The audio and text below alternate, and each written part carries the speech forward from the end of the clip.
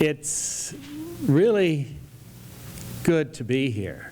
I started to get to know this wonderful part of the world where these three rivers come together just a few years ago, working with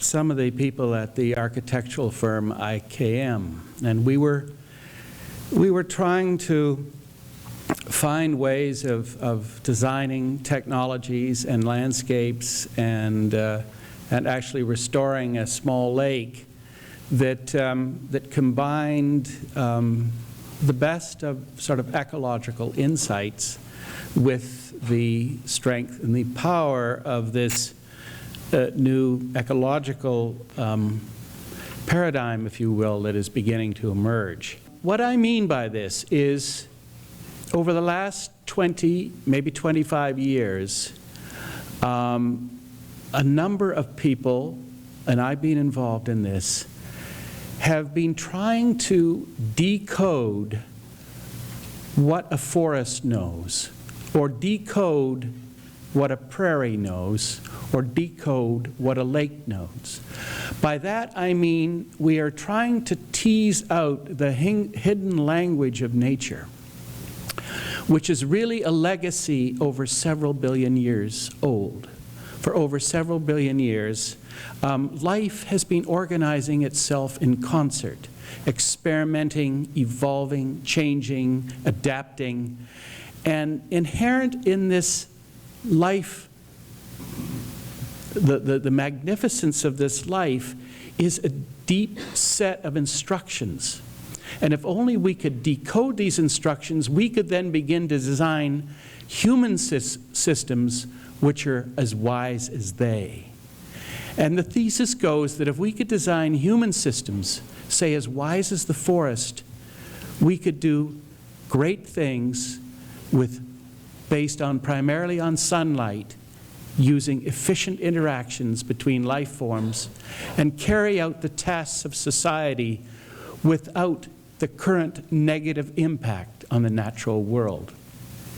The thesis here goes that it is possible, if we truly look to nature for our instructions, that we could reduce the negative human imprint on this planet by as much as 90%. That then suggests to us that the possibility that the 21st century might be a century of Earth stewardship, where we integrate our needs with the needs of the larger world. And it's that task that I think will ultimately shape and formulate the design as the century evolves. There, inside a greenhouse, are three ecologies. In the foreground, you see a pond. In the middle ground, you see a marsh. In the background, you see a three-dimensional space, clear-sided tanks.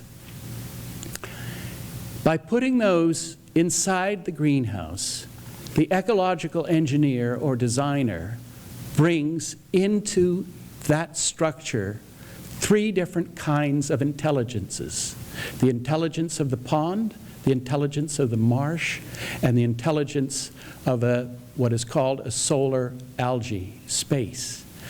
And then, if you combine those three and have water or waste flow between those, what happens inside is a kind of a meta-intelligence forms. And inside there, the living ecology made up of those three systems then has an uncanny ability to self-organize, self-design, and self-repair. Therefore, the human being can put into that compounds that are considered noxious or dangerous. And by that, the interactions which take place have that compound be transformed into something that is useful and beautiful. There is Lake Champlain in Burlington, Vermont, where we're based. Lake Champlain is beloved by most of the people, and its waterfront were places for swimming And in the last few years, because of development, we've begun to erode the very basis for why the people are there in the first places. Runoff from strip development on Highway 7 and parking lots and everything else get in the lake, and beaches year after year are being closed to the public. So what was so beautiful is now becoming a little bit alien from us, or a little bit removed from us. And so, are there technologies that we can put together that can prevent this erosion of water quality, which is not just Vermont, but all over the country? And in this greenhouse, not far from the lake, is a ecological system for the transformation of sewage to pure waters. As we go around the building and then finally enter the building, the first thing that you noticed when you walk inside this greenhouse structure is how beautiful it is. There are over 400 species of plants that have an extraordinary range of roles in the transformation of water. Plants that produce antibiotics, other plants that take up volatile organic compounds, other plants that sequester metals, other plants that produce sugars that the bacteria, the microorganisms know. And working together, they do remarkable things. The other thing that you notice when you walk in there is the smells are more likely to be that of citrus or ginger rather than sewage. That in fact, it is the kind of environment where sewage is transformed, which you wouldn't mind putting anywhere, into any neighborhood or even into buildings. And one of the reasons that it works is that inside that building are these huge tanks which are connected together like beads on a string. And what happens is that as the waste passes from one to the next, the actual ecology in each tank co-evolves with the waste, so that there are no two ecosystems, so that by the time you start, the environment is intolerant of most forms of life. By the time the water leaves 2 days and six or 8 hours later, the water is tolerant of all kinds of life, including fish and clams and so on and so forth. So there is a step-by-step transformation of the water, which is in fact ecological. And it is the roots of the plant that provide an almost unimaginable amount of surface areas for the beneficial organisms to grow on. And then at the end is this wonderful, pure water.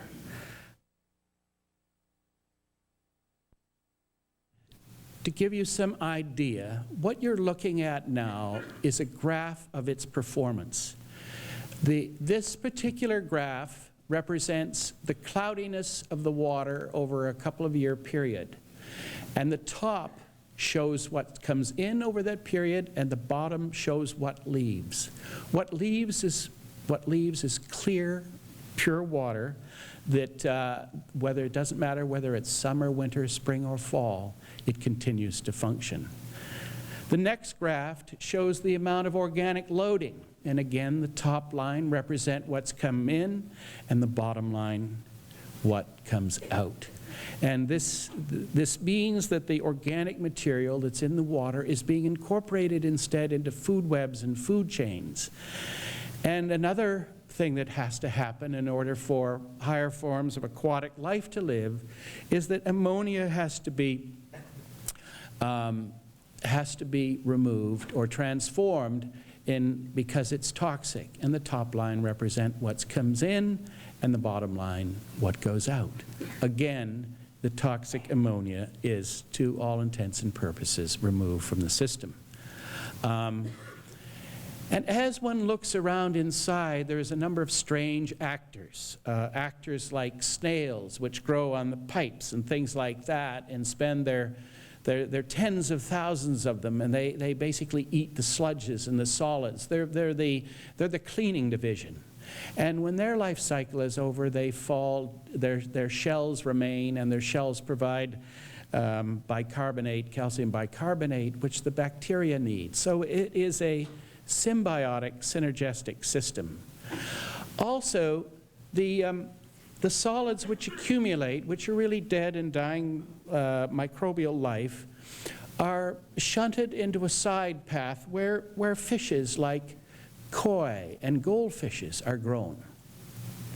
Now, what we do, for example, is say buy koi for $1 a piece, and there are thousands in the system, and then 8 or 9 months later, sell them for $10 a piece. It doesn't take a genius to see that maybe we are looking at the possibility of our waste conversion systems being economic engines. And I think that's really maybe the changing paradigm thing that we see. The plants themselves, of course, are growing like crazy with all those nutrients. So they, in turn, at the end of a particular amount of period, are taken out and separated, and then they go out into the horticultural trade. And so what starts out beginning its life helping treat water may end its life scrubbing air in your apartment or your building. And so here again is a secondary kind of activity. And I'll get into this a little bit more later. For the moment, what I'd like to do is talk about places that have gone bad. Places that for whatever reason, the pollution impact has been so heavy on them that these are the dying bodies of water, the bodies of water where there's so little life. And one such body of water that I've worked with is Flax Pond on Cape Cod. It is a 13-acre pond surrounded by rather beautiful woods, but just beyond the tiny beauty strip is a landfill.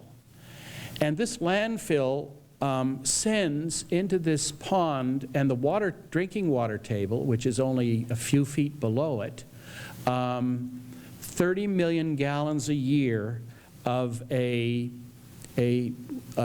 chemicals, a sort of a witch's brew of chemicals, which had taken this pond and basically made it comatose.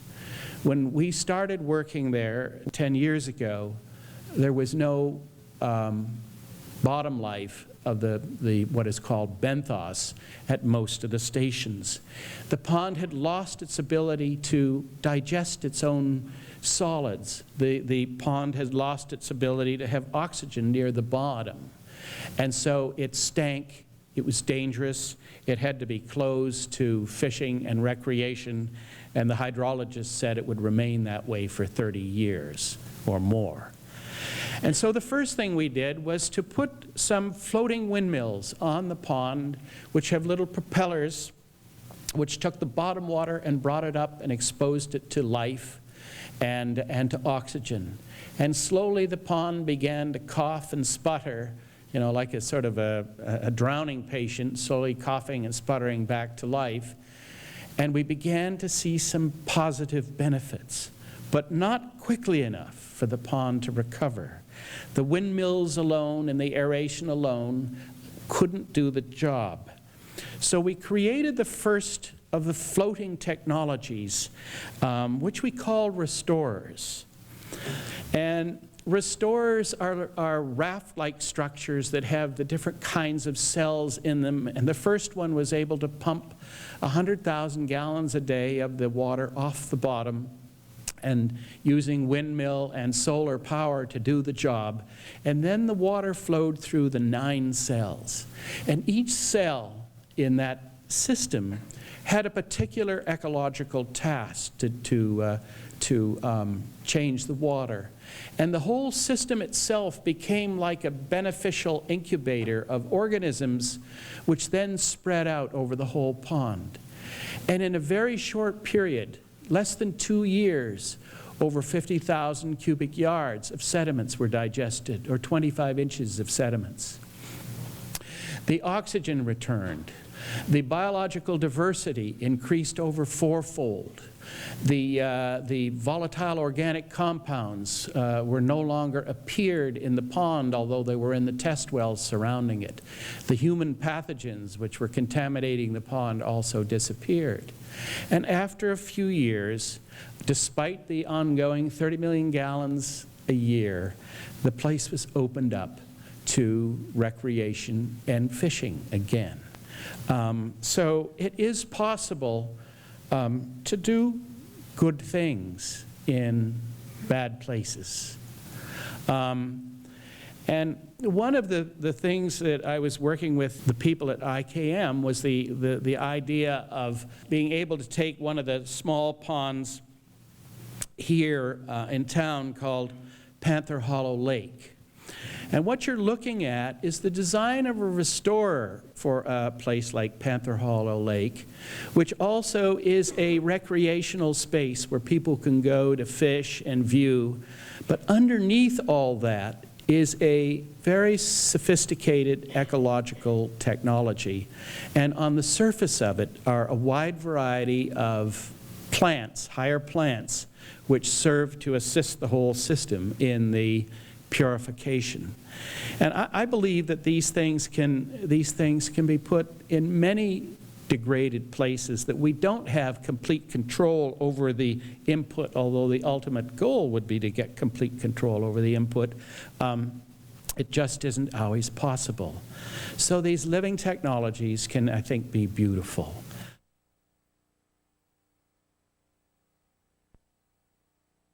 You're now looking at a lagoon in Berlin, Maryland. And this is one of the parts of the country where the agriculture and the animal processing industries are hammering the daylights out of the Chesapeake Bay watershed. You're looking at a lagoon that it now has a technology in it that receives over 1 million gallons a day of high-strength waste from a food processing plant which slaughters 1 million chickens a week. The plant was in violation, serious violation, and therefore much of that was getting into the Chesapeake Bay watershed. It doesn't take a genius if you amplify this by several hundred times to include the agriculture and food processing industry, or several thousand times, to understand why Chesapeake Bay is beleaguered as it is. What you see there is a restorer, a whole series of structures that grow out from the bank.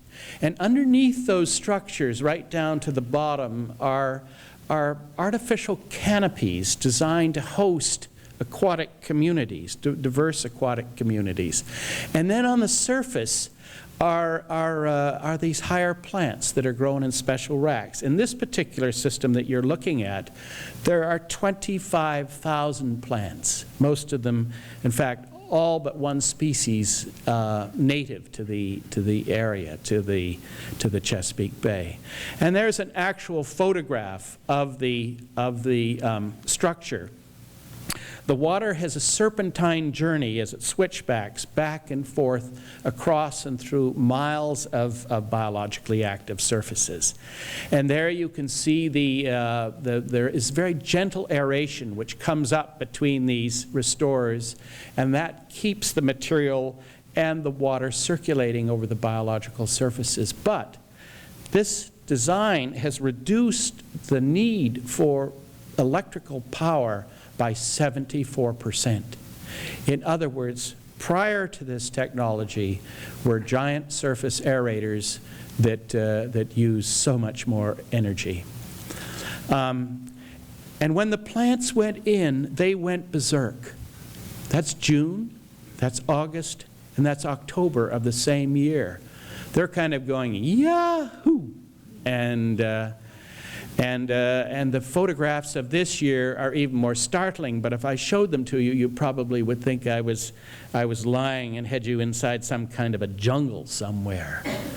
An interesting thing has happened.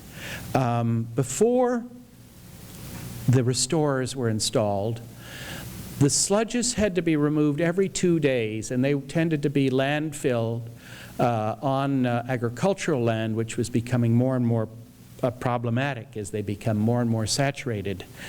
Since then, this lagoon has not had to be pumped, and actually the depth of the sediments is slowly going down, getting less and less. So this is a huge saving in energy and environmental impact. The other idea is to maybe get ourselves into the rivers.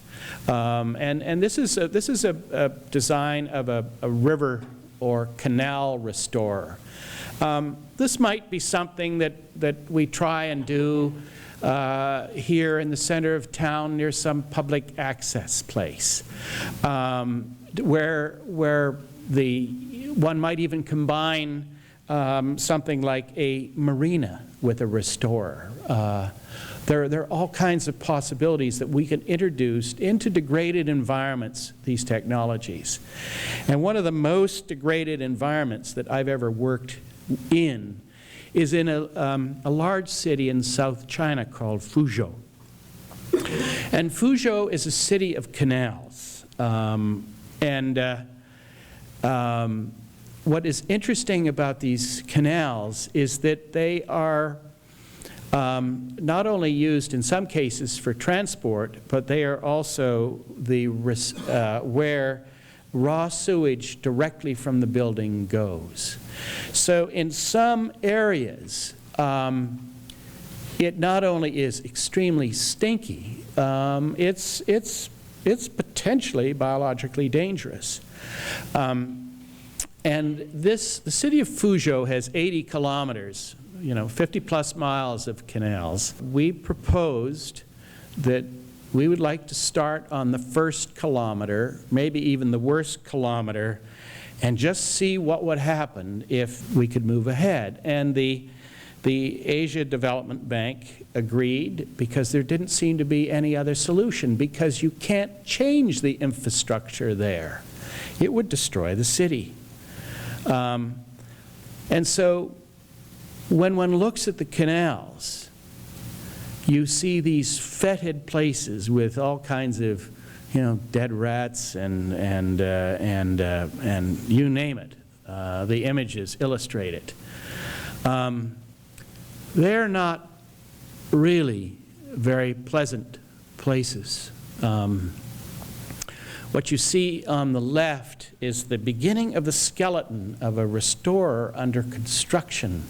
The workers were working in these almost unbelievable places to build a technology. And here you see the technology still under construction, weaving its way through the town. The plants have just been put in.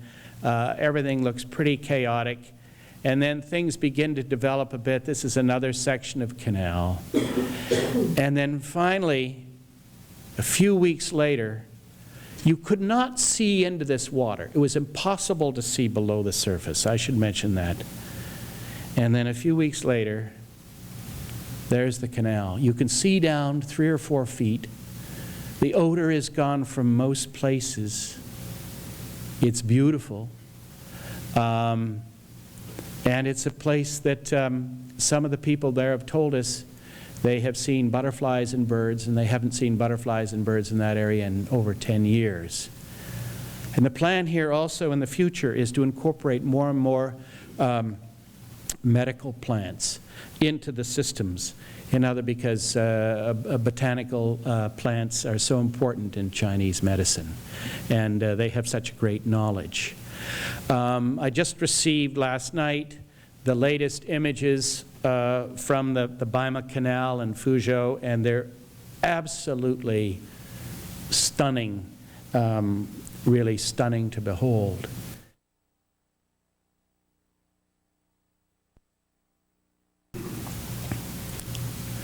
Can we go even further upstream?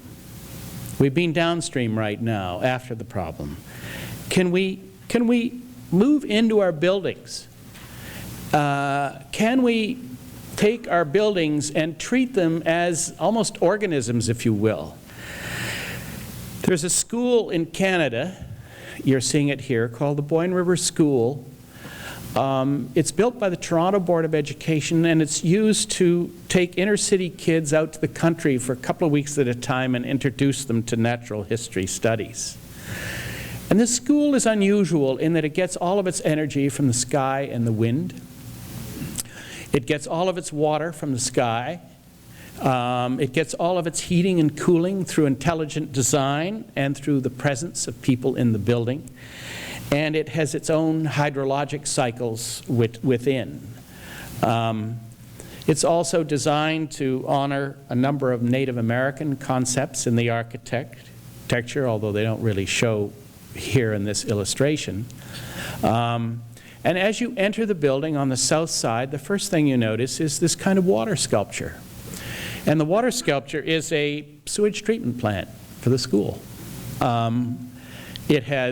This is the second stage you're looking at, these tall cylinders that sort of spiral like a snail shell where the water flows from one level down to another, and then exposed to a lot of sunlight and life organisms that are fit in that sun-bathed environment. And then it goes through a marsh where it goes through a totally different environment, and then finally into some open ponds. And into these open ponds are these rock sculptures that come out. And onto the rock sculptures are these mosses.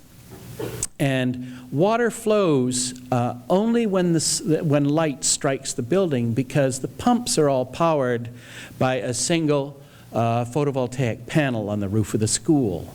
So the amount of energy striking the building determines the amount of flow of water over the mosses. So at night it stops flowing, and during the day it flows. During sunny days it flows intensively. And that's exactly the conditions mosses like. And so they too purify the water, and the students study their architecture, realizing in the end nature's genius at designing filtration systems, stuff that only a few biomimicry scientists are beginning to discover the importance of. This is another building. This is much closer to home. This is the Lewis Center for Environmental Studies in Oberlin College. Now, this building is not a standalone building, but this is a building that is designed to produce its own energy, to maintain its own environment, and to have its own energy hydrologic cycles as well. So the whole roof system there, this is the brainchild of one of my favorite people, David Orr, and the roof system provides it with its electricity. But the building is more than that. The building is designed to the highest standards of green. By that it means that the materials have been sourced to be able to be recycled.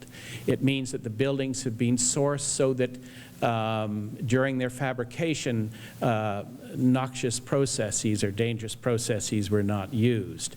The building has also been sourced so that some materials can go back to the manufacturer and be replaced by sort of products of service, so to speak. It's also designed to connect with the neighboring environment. So there's this wetland pond system which is connected to the water cycles of the building, including runoff.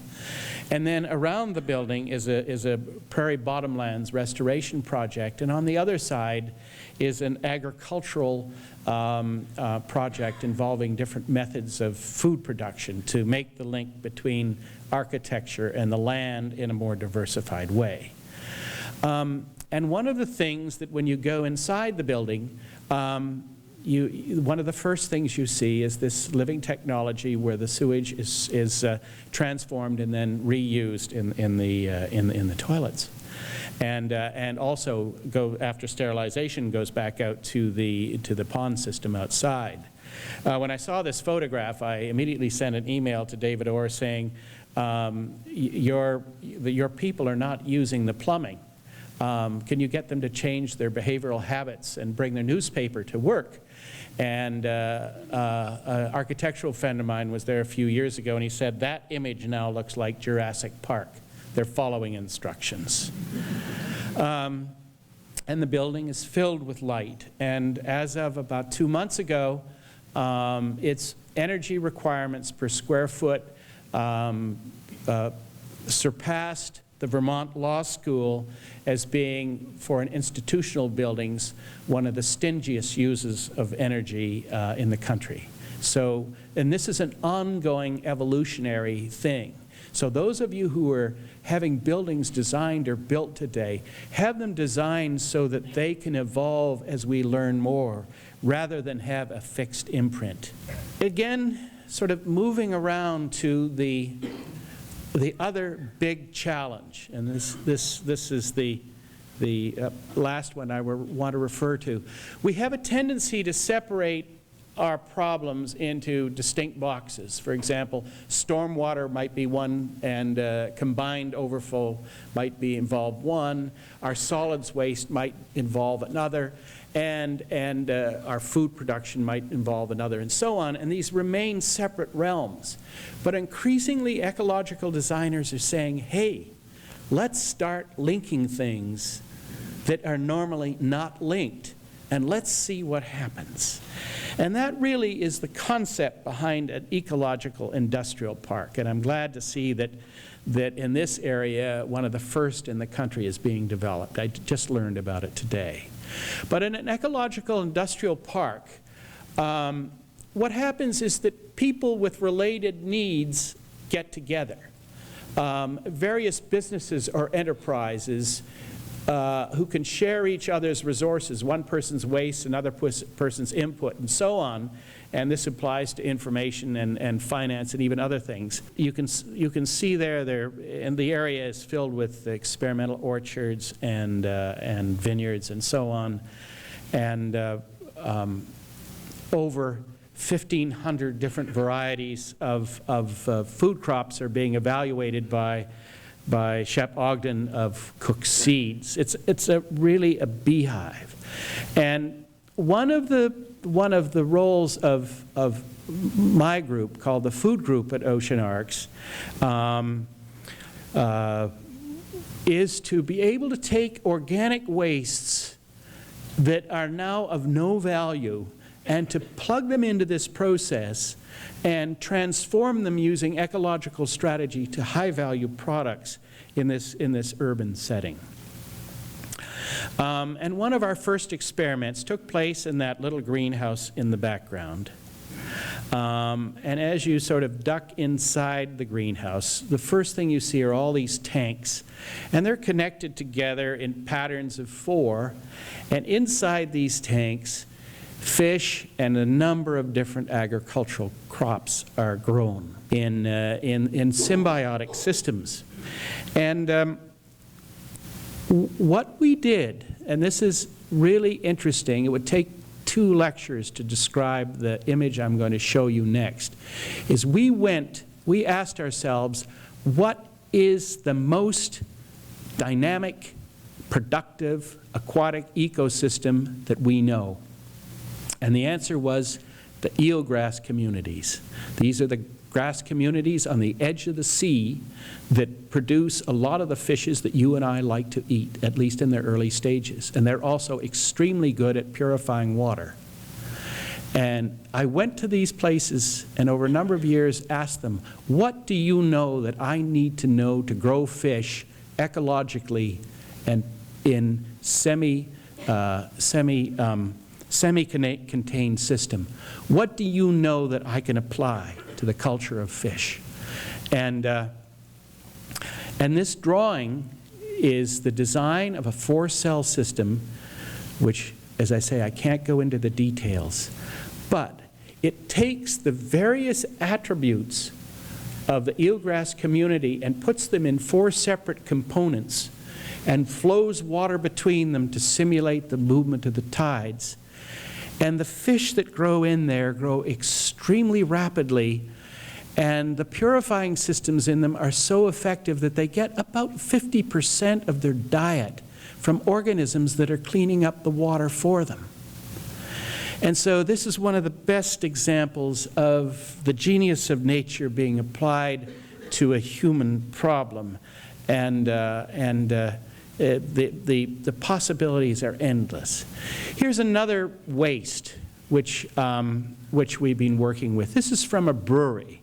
This is the spent grain and what have you, a pretty low value material. Sometimes hog farmers will take it, but it's not a very valuable material. And we asked ourselves, there have to be somewhere ecological processes can take this waste and move it upward to something valuable, and at every step in the process, spin off something of use, an economic engine, if you will. So inside here this is a specially designed building with positive air pressure, and you look inside this structure and you see these tall plastic bags. And inside these plastic bags, some of them can be as tall as 8 feet. We have put that material that you saw, the waste, combined it with poultry litter from an organic poultry operation and straw, pasteurize it and put in there. And then into those bags we have inoculated spawn of the oyster mushroom. Now what happens is over a 2-week period, the spawn of the oyster mushroom starts to grow in through that media. And as it grows through it, it takes the raw material and starts to produce a very high value feedstock for animals. It produces essential amino acids like lysine. It's the genius of the fungi that are transforming that waste into a new product. But also, it's producing the mushroom. And what you have then is, besides this new food, you also have the mushroom. And in this case, these currently go into these oyster mushrooms currently go into the high-end restaurants in the city. And we currently can't meet the demand. But that's not the end of the story. That material also can be used, is put in big bins, and you're looking now at a pilot scale. By this time next year, we'll be at a scale that involves about 15 tons a day. And this material, which is filled with the fungi mycelium after we've had several crops of mushroom, then is worked upon by these huge populations of earthworms. These earthworms themselves are valuable, and in our systems they get blended with aquatic plants that we grow in the purification cycles to produce feeds for fish and for poultry. So there is, again, another step and another economic spin-off up the way. And then after the earthworms have been separated, but where we still leave innumerable amounts of earthworm eggs behind, during the wintertime, when our local farmers are no longer growing, we produce these greens throughout the winter months. Again, a very high demand of edible greens, mescaline, that also goes into the same market. And then in the spring, after these are harvested, what you have is a black material, dark material filled with the eggs, which is nutritionally complete, which is then bagged and sold as a soil amendment.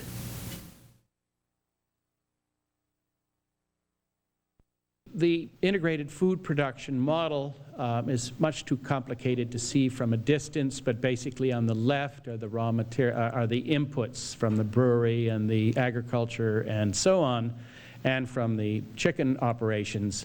The central zone is the zone where the materials are managed and mixed, and then the right-hand zone in the first phase is roughly 20,000 square feet of greenhouses, where the aquaculture and the various type of mushroom and other kinds of food production take place. And so the dream here is to begin to think of water, to think of organic materials, to think of the built environment, if you will, as related places, to begin to see buildings and neighborhoods as the skeleton for the work of the ecological designer. The one piece of the pie that I haven't mentioned is that there are now ecological designers who are able to take and transform the field of landscaping into ways that help with this integration, so that we can now increasingly see things like local water catchments, parking lots, stormwater areas, rooftops, being the water from these being directed into these beautiful sculpted landscapes, which are cleverly designed to purify water to extremely high standards. There are a number of groups in the country who are transforming the art of ecological, or the science and art of ecological restoration.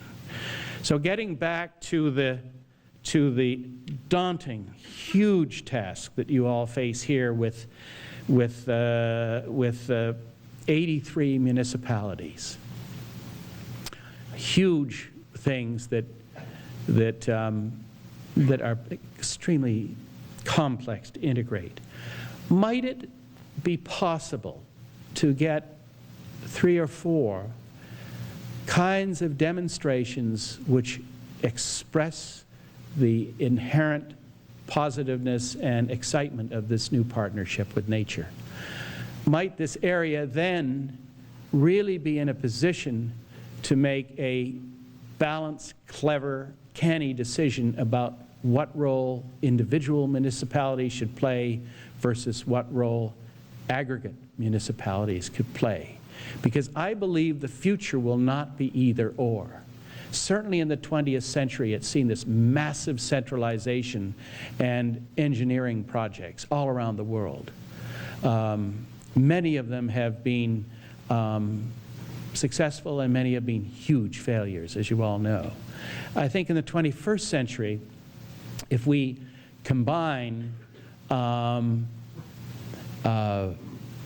combination of the central, upgrading the central systems with de-aggregating the problem, we're going to get there a lot faster.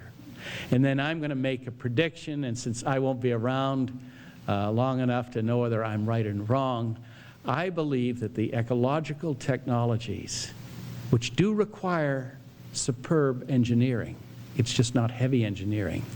The ecological technologies are a little bit like the